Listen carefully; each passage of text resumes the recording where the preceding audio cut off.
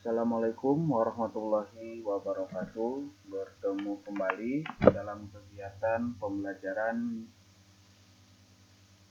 yang pertama, yaitu tema 1, selamatkan makhluk hidup.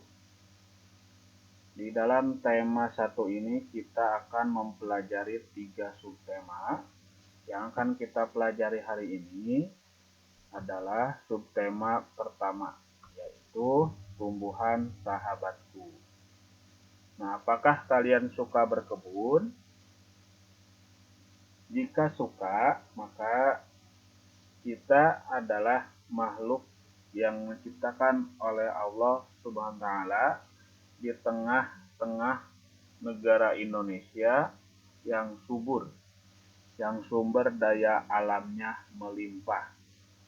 Sehingga Indonesia merupakan negara agraris.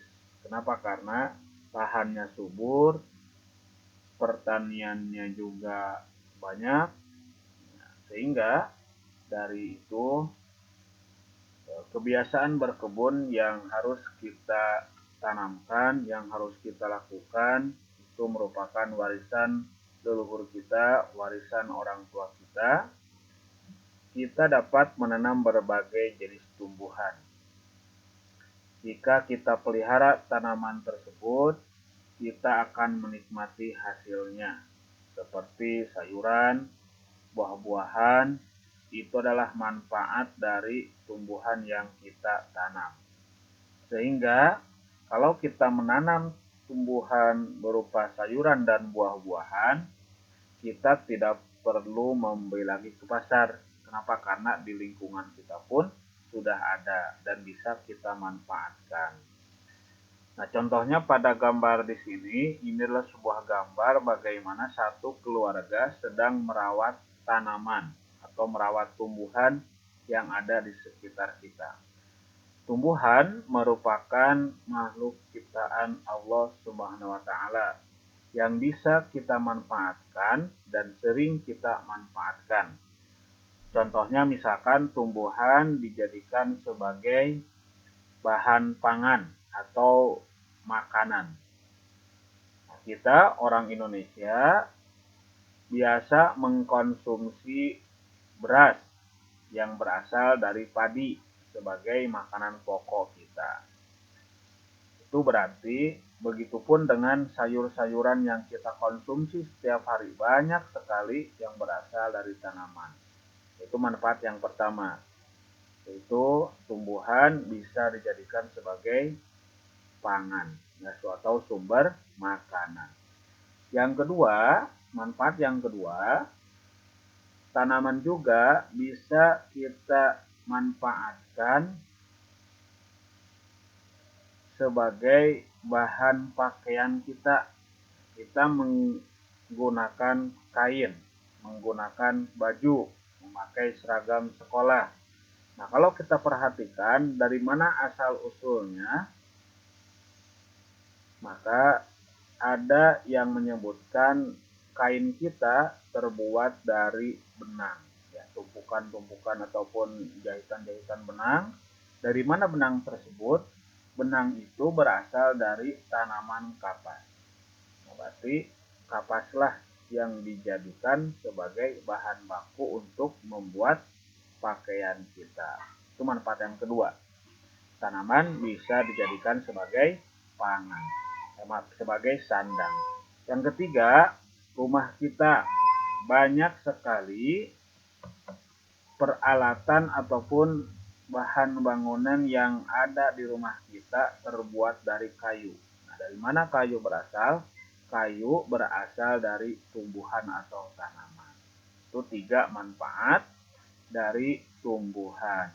Yang pertama, tanaman sebagai pangan. Yang kedua, tanaman sebagai sandang. Yang ketiga adalah tanaman sebagai papan ataupun alat dari rumah yang ada di lingkungan kita. Nah, bagaimana cara kita untuk melestarikannya? Kita menganggap bahwa tumbuhan itu adalah sahabat kita yang bisa dijadikan sebagai teman dalam kehidupan kita. Apa contohnya? Ketika lingkungan kita gersang, maka kita tanam tumbuhan di lingkungan kita, sehingga lama-kelamaan tanaman itu membesar, sehingga lingkungan menjadi rimbun dan sejuk. Nah, baik, kita perhatikan gambar berikut. Di sini ada dua jenis tanaman yang berbeda. Yang di sebelah kiri adalah daur hidup padi, yang sebelah kanan daur hidup mangga. Dua tanaman ini memiliki cara perkembangbiakan yang berbeda kalau dilihat dari gambarnya. Bagaimana penjelasan yang pertama? Padi berasal dari biji padi. Biji padi yang ditanam di sawah ketika tumbuh akan menjadi bibit padi ataupun tanaman padi yang masih kecil. Nah, lama-kelamaan padi tersebut ditanam menjadi tanaman padi yang agak besar. Lalu padi berbunga. Setelah padi berbunga, padi menjadi siap untuk dipanen. Warnanya pun menjadi warna kekuning-kuningan. Nah, sekarang sudah ada bijinya. Biji padi yang kekuning-kuningan ini lama-kelamaan bisa dipanen dan bisa menghasilkan biji padi. Biji padi sebagian kita konsumsi, sebagian lagi dijadikan sebagai bibit padi yang baru. Nah, yang kedua yaitu daur hidup mangga. Daur hidup mangga dimulai juga dari biji. Biji mangga yang kita tanam di tanah akan menghasilkan akar ke dalam tanah dan tumbuh kecambah. Dari kecambah ini akan menjadi tumbuhan yang semakin membesar.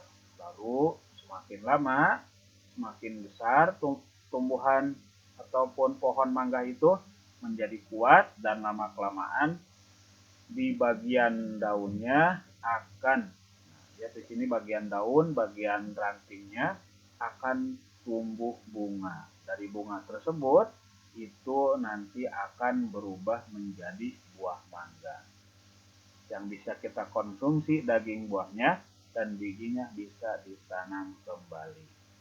Nah, bagaimana itu bisa terjadi? Kita lihat penjelasannya bahwa tanaman itu ada yang berasal dari biji. Tanaman yang berasal dari biji itu merupakan salah satu perkembangbiakan tumbuhan atau tanaman. Jadi biji merupakan salah satu alat untuk berkembang biak, ya, mulai dari itu. Nah, contohnya di sini adalah perkembangbiakan tanaman jagung yang ada di masing-masing buku temanya, ya. Bisa juga dijelaskan berbagai macam penjelasan mengenai perkembangbiakan tanaman jagung.